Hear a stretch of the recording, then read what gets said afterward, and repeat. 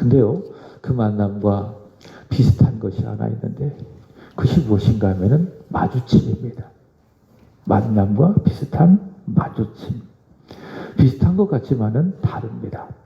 만남에는요, 인격적인 교제가 있습니다. 그리고 그 인격적인 교제로부터 내 영혼에 찾아오는 울림이 있습니다. 이것이 무엇인가? 이것이 바로 만남입니다. 그래서 만남에는 작든지 크든지 반드시 변화가 생기는 겁니다. 누군가를 만났어요. 참 좋았어요. 마음에 울림이 있어요. 좋은 교제가 있어요. 그럼 반드시 그 사람과의 관계든지 내 마음이든지 변화가 따라오게 됩니다. 그러나 마주치면은 그러한 울림이 없습니다. 그저 습관적, 형식적일 뿐입니다. 그렇기 때문에 그런 마주치면은 변화라는 것을 기대할 수가 없겠지요. 여러분, 우리는 예수님과 마주쳐서는 안 됩니다. 예수님과 만나야 합니다. 예수님과 인격적으로 우리는 만남을 가져야 합니다. 예수님 만나기를 간절히 소망하고, 어제도 말씀을 드렸지요. 주님 누구를 만나 주십니까? 주님을 간절히 만나기를 소망하는 사람, 찾는 바로 그 사람을 주님께서 만나 주신다. 주님 만나기를 간절히 소망하고 예배로, 말씀으로, 기도로, 그리고 찬양으로 나에게 찾아오시는 예수님을 만나고, 그러면 그 만남을 통해서 우리 주님과의 깊은 교제가 있고요, 내 영혼에 큰 울림이 있고, 그러면 우린 우리 인생의 변화를 경험하며 살아갈 수가 있게 되는 것입니다. 그러나 예수를 만나는 것이 아니라 그저 마주치기 때문에 우리는 예수님을 만나지 못하는 것이고 내 인격과 인생에 변화가 없는 겁니다. 여러분, 이 시간 우리 주님을 마주치지 않기를 축복합니다. 주님을 만나기를 주의 이름으로 축복합니다. 성경에 기록된 많은 사람들, 그들은 예수님을 마주치지 않았습니다.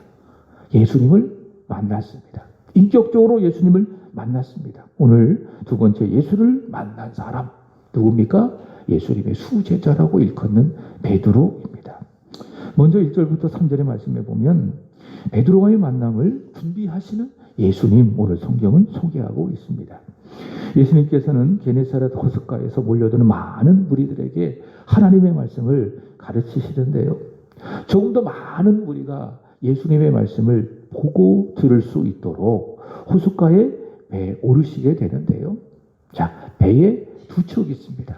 배에 오르셔서 하나님의 말씀을 전해야 되는데 배가 두 척이 있었는데 3절의 말씀에 보면 그 오르신 배의 그 주인은 누굽니까? 시몬 베드로. 시몬 베드로. 베드로의 배에 예수님께서 오르고 계십니다. 이 예수님의 모습을 보면 어떻게 느껴지는가? 예수님의 물리적인 시선은요, 자신에게 찾아와서 말씀을 듣는 무리들에게 있는 것처럼 보입니다. 그러나 예수님의 시선은, 예수님의 마음의 시선은 누구에게로 가 있는가? 바로 베드로에게 가 있다. 그것을 우리는 알 수가 있습니다. 그러니 주님께서 배 두 척 중 하나에 시몬 베드로에 올라가서 하나님의 말씀을 무리들에게 가르치는 것입니다. 제가 고등학교 다닐 적입니다. 제가 서일고를 졸업을 했습니다. 하나님의 섭리죠. 그래서 참 신기한 게 무엇인가 하면은, 하나님의 섭리지만 신기한 게 뭔가 하면은 앞에서 반주하고 있는 우리 하영이가 서일고가 아니라 서일여고에 다니고 있습니다.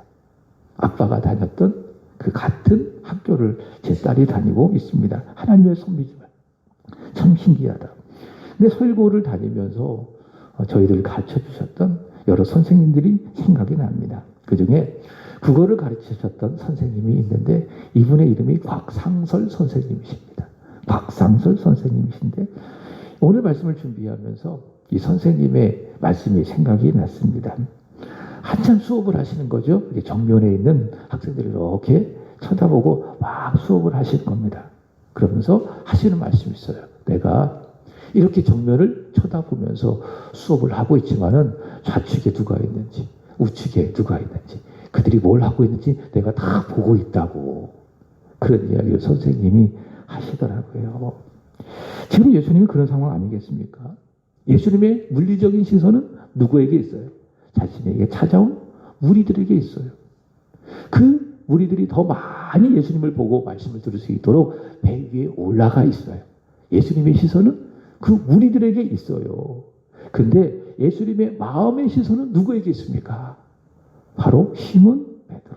시몬 베드로에게 있다. 그래서 우리는 알 수가 있습니다. 그러니 베드로의 배에 오르셔서 하나님의 말씀을 전하시지요. 베드로는 이 사실을 전혀 알지 못합니다. 그러나 주님은 이 게네사렛 호숫가에 오시기 전부터 바로 베드로에게 그 마음의 시선이 가 있었고, 그래서 자신에게 찾아오는 무리를 보고 있으면서 그들에게 말씀을 전하고 있으면서도 예수님의 마음이 있어서는 계속 누구를 보고 있어요? 베드로를 바라보고 계시는 겁니다. 여러분, 이것은요 베드로만의 이야기가 아닙니다. 여러분, 오늘 이 자리에 오기 전부터, 여기 앉기 전부터 여러분의 시선은 예수 그리스도께서 여러분을 바라보고 계십니다. 예수님의 시선은 바로 여러분에게 고정되어 있습니다. 여러분이 알람 소리를 듣고 피곤한 몸을 깨우고 준비하고 차를 타고 오기 전부터 예수님 나를 계속 바라보고 계셨다. 나와의 만남을 준비하고 계셨다라는 겁니다. 그래서 여러분이 오기 전부터 보세요. 그 증거가 무엇입니까? 예배당 안에 불이 켜져 있고 추우니까는 저 뒤에 기타를 틀어놓고 음악도 틀어놓고, 자, 그런 의미에서 이 앞에 이게 성탄 전등을 켜놓잖아요. 이게 사실 성탄절에만 트는 것이 아닙니다. 1년 내내 틉니다. 그 이유가 있습니다. 주님께서 여러분과의 예배를 통한 만남을 준비하고 계십니다. 그런 사인이에요. 우리 우시수 권사님들 그런 얘기를 하죠. 예배당에 오기 전에 본당에 막 불이 켜져 있고, 그런 마치 어떤 의미인가 하면 하나님이 어서 와라, 참 잘 왔다, 나와의 만남을 준비하고 있는 것처럼 느껴진다고 늘 그런 얘기를 하시는 것 같이 하고 계시는 겁니다. 여러분, 지금 베드로와의 만남이 그렇습니다. 베드로가 알든 모르든 예수님 베드로를 바라보시고 베드로의 배에 타시고 또 무리들에게 말씀을 전하시는 겁니다. 이렇게 해서 무엇입니까? 베드로와의 만남을 예수님 준비하고 계신다라고 하는 겁니다. 여러분, 이 시간 주님을 깊이 만나기를 원합니다. 왜요? 주님께서 여러분과의 만남을 오늘 이 시간 준비하였기 때문에 이런 믿음을 갖고 이 자리에 서 계시는 거예요. 앉아 계시는 거예요. 그리고 말씀 듣고 기도하시는 거예요. 아, 그렇구나. 예수님 나를 만나기 위해서 오래전부터 준비하고 계셨구나. 이 특별 새벽 기도회가 그저 우연히 습관적으로 하는 자리가 아니라 주님 나를 만나기 위해서 기도하시고 준비하신 자리로구나. 이런 믿음을 갖고 이 자리에 앉아 계셔야 말씀의 은혜가 되고 또 말씀을 통해서 기도를 통해서 예수님을 만나는 것 아니겠습니까? 자, 예수님께서 이렇게 말씀을 다 마치시고요. 그리고 베드로를 구체적으로 만나시는 겁니다. 자, 그런데 오늘 본문 5절의 말씀에 보면 베드로의 말을 잘 들어보시기 바랍니다. 주님을 만나기 전에 베드로의 상황이 어떠했는지를 보여주고 있습니다. 우리 5절 보겠습니다. 자, 본문 5절입니다. 시작. 시몬이 대답하여 이르되 선생님, 우리들이 밤이 새도록 수고하였으되 잡은 것이 없지만은 말씀에 의지하여 내가 그물을 내리리이다. 자, 보세요. 우리들이 밤이 새도록 수고하되 잡은 것이 없지만은, 이 말씀을 통해서 주님을 만나기 전에 베드로는 실패했습니다. 밤이 새도록 그물을 내리면서 수고하면서 물고기를 잡았지만은 단 한 마리의 물고기도 잡지 못하는 그 실패를 경험했습니다. 지금까지 갈릴리 바다에서 노련한 어부로 살았던 그가 밤이 새도록 물고기 한 마리도 잡지 못하는 그런 처절한 실패를 경험했을 때에 그의 마음에는 큰 실패와 실망과 좌절이 있었습니다. 바로 그런 실패 속에서 우리 예수님께서 베드로를 주복하시고 베드로를 찾아오시고 베드로는 바로 그 주님을 만나게 된 것입니다. 여러분, 우리는 인생을 살아가면서 정말 다양한 사람들과 함께 살아가면서 다양한 상황 속에서 살아가면서 어떻습니까? 성공 경험할 때가 있지만 대부분 우리는 실패를 경험할 때가 너무나도 많이 있습니다. 누구나 성공하기를 원합니다. 잘 됐으면 좋겠습니다. 그러나 바라는 대로 되지가 않습니다. 일을 해도 공부를 해도 우리는 때로는 많은 실패를 경험하며 살아갈 때가 있습니다. 사실 저도 그래요. 말씀을 전하거나 예배를 인도하거나 목회를 할 때에 다 잘하는 건 아니에요. 때로는 실수할 때도 있고 실패할 때도 있고 그럴 때가 참 많이 있어요. 오죽 저만 그렇겠습니까? 여기 학생들도 그래요. 열심히 공부했지만은 그러나 성적이 좋지 못해. 실패할 때가 많이 있습니다. 다 그렇습니다. 우리 인생 속에 성공을 원하나 실패할 때가 많이 있다. 다양한 상황 속에서 다양한 실패를 경험하며 우리는 살게 되어진다. 음식을 만들어도 그죠? 실패할 때가 있잖아요. 오늘은 좀 짜네. 오늘은 좀 싱겁네. 참 아쉽다. 우리 정말 많은 실패를 경험하며 살아갑니다. 그러나 오늘 베드로를 기억하시기 바랍니다. 밤이 새도록 수고하였으되 잡은 것 하나 없었던 이 베드로를 보고 실패한 베드로를 기억하시기 바랍니다. 그 실패한 자리는 어떤 자리인가 보십시오. 베드로를 통해서 본다면 주님이 찾아오시는 자리, 주님이 나를 만나주시는 자리, 바로 그 자리라는 거예요. 실패한 자리는 주님이 나를 찾아오시고 나를 만나주시는 자리다. 우리가 주님을 만나는 곳은 이 예배당뿐만이 아닙니다. 물론 예배당에서 우리는 주님을 만납니다. 왜? 예배는 하나님을 만나는 거니까. 예배를 통해서, 듣는 말씀을 통해서, 기도를 통해서, 찬양을 통해서 우리는 주님을 만납니다. 그러나 주님을 만나는 그 자리는 이 예배당뿐만이 아니라 내가 살아가고 있는 그 자리에서도 주님을 만난다. 특별히 어떤 자리? 내가 실패하고 실수하고 그래서 마음에 큰 상처를 입고 좌절하는 바로 그 자리가 주님이 나를 찾아오시는 바로 그 자리이다. 그죠? 그 심령이 가난해지죠. 실패하면 낙심하죠. 그래서 심령이 가난해지고 좌절하고 낙심하고 바로 그때에 주님이 나를 찾아오시고 나를 만나주신다. 그래서 우리는 그때 주목해야 됩니다. 주님이 나를 찾아올 수 있다. 주님이 나를 만나기를 원하신다. 본문 4절의 말씀 보시기 바랍니다.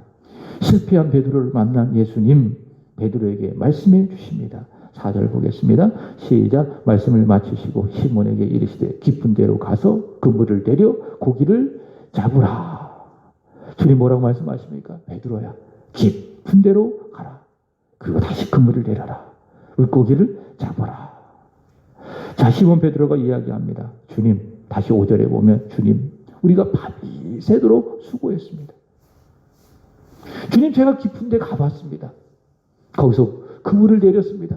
그러나 단 한 마리도 잡지 못했습니다. 그러나 주님 말씀에 의지해서 제가 그물을 내려 보겠습니다. 이렇게 순종합니다. 만약 베드로가 이런 생각을 해보세요. 주님, 제가요 깊은 데 가봤거든요. 그리고 제가 이 갈릴리 바다 흔히 다 들여보거든요. 어긋 탐지기는 없지만은 제가 어디에 물고기가 많고 어디에 물고기가 적은지 제가 잘 알고 있습니다. 그리고 주님은 목수잖아요. 그래서 저는 어부잖아요. 이렇게 자기 생각을 앞세우고 자기 상황을 앞세워 깊은 데로 가서 물고기를 잡아라라고 하는 주님의 말씀에 순종하지 않았다면 이런 놀라운 기적을 체험할 수 있었겠는가. 그러나 그는 순종합니다. 순종합니다. 오직 하나, 잘 보세요. 자, 말씀에 의지하여 내가 그물을 내리리이다. 선생님, 우리들이 밤이 새도록 수고하였을 때 단 한 마리도 잡지 못했습니다. 그러나 오직 하나, 말씀에 의지해서 우리는 주님의 말씀에 순종해서 그물을 내리겠습니다. 자, 이것이 무엇입니까? 믿음입니다. 하나 보는 거예요. 우리 주님 하나 보는 거예요. 주님의 말씀 하나 듣는 거예요. 그리고 어렵든지 힘들든지 하나님의 말씀에 순종하는 것, 그것이 무엇인가? 그것이 바로 믿음입니다. 주일 오후에 말씀을 드렸잖아요. 이해가 잘 되면 뭐하고? 순종하고, 때로는 이해가 되지 않는다면 복종하고, 그게 믿음 아니겠습니까? 이해가 되건 이해가 되지 않건 우리 주님의 말씀은 100% 옳습니다. 내 상황과 내 상태와 상관없이 주님의 말씀은 100% 옳습니다. 주님 한 분 믿고 주님 말씀 하나 믿고 주님 하시는 모든 말씀이라면 100% 순종하는 것이 무엇입니까? 그것이 바로 믿음이다. 잘 보세요. 믿음 갖고 순종했더니 오늘 본문 6절의 말씀을 보시기 바랍니다. 시작. 그렇게 하니 고기를 잡은 것이 심히 많아 그물이 찢어지는지라. 내 이성을 내려놓고 내 감정을 내려놓고 내 의지를 내려놓고 내 직업을 다 내려놓고 오직 하나, 말씀 하나 의지하여 주님의 말씀에 순종하니 그 순종을 통한 기적이 벌어지는 겁니다. 고기를 잡은 것이 많아 심히 찢어진지라. 그리고 오늘 베드로는 그 주님 앞에 고백을 합니다. 오늘 말씀의 제목이죠. 8절 보겠습니다. 시작.